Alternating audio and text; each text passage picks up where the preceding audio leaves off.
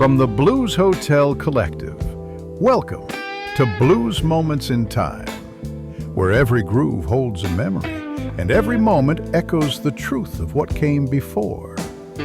Today, we rewind the reel, trace the footsteps, and revisit the chapters that shaped the blues. Here is our host, Kelvin Huggins. Welcome to Blues Moments in Time, the podcast dedicated to exploring the rich history and the cultural significance of blues music. I'm Kelvin Huggins, and today we focus on the events that took place on March 2nd, from the birth of Delta Giants to the day a certain beat was born in Chicago studios. Today is a day of massive transitions. Let's get into it. To understand the blues, we have to understand the world that it was built. On March 2nd, 1807, the US Congress passed an act to prohibit the importation of enslaved people. While the domestic trade tragically continued for decades, this was a legal pivot point. It began a long, painful road toward the socio-economic conditions of the Reconstruction era, the very crucible that forged the blues as a cry for identity.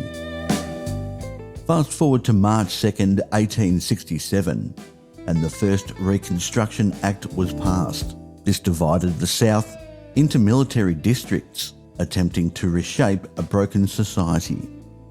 It was in this environment of shifting borders and hard-won, often threatened freedoms that the earliest hollers and spirituals began to coalesce into what we now call the blues.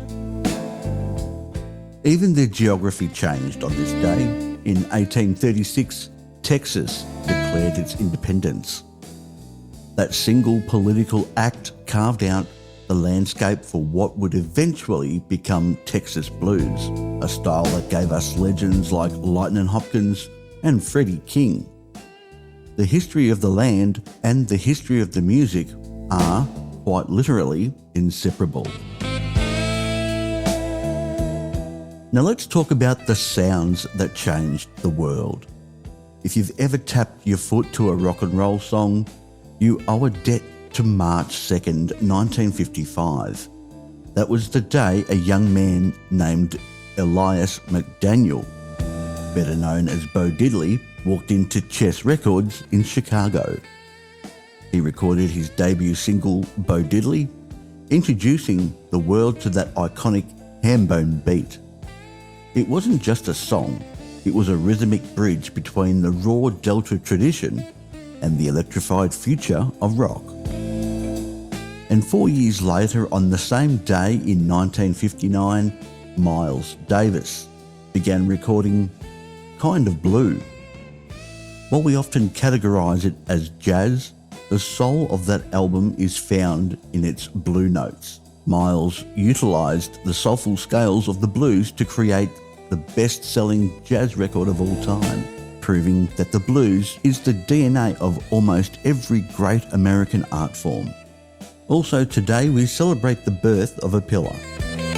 Son House was born on March 2nd, 1902, a preacher who famously wrestled with the devil's music. Son House brought a commanding rhythmic intensity to the Delta blues. Without him, there is no Robert Johnson. Without him, there is no Muddy Waters. He was the mentor, the bridge, and the heartbeat of the Delta. We also tip our hats to Irish blues rock virtuoso Rory Gallagher, born today in 1948. Rory took the Chicago sound and supercharged it for a new generation, proving that the blues knew no borders. But the blues also asks us to remember those who we've lost. On this day in 2008, we lost the incredible Jeff Healey. Despite being blind, Jeff played the guitar flat on his lap with a technical mastery that left even the greats in awe.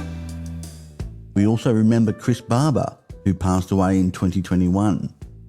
He was the man who brought Muddy Waters to the UK in the 50s, effectively lighting the fuse for the British blues boom. March 2nd stands as a day of profound transitions, from the 1807 act that shifted the social fabric of the South to Bo Diddley's first steps into a recording studio. We see the blues constantly moving from the shadows into the spotlight. The threads of struggle, technological change and raw musical talent we've discussed today reminds us that the blues is not just a genre, it's a living history of the human experience. It's the sound of resilience. Thanks for joining us on Blues Moments in Time. I'm Kelvin Huggins, and we'll see you at the next crossroads. Keep the blues alive.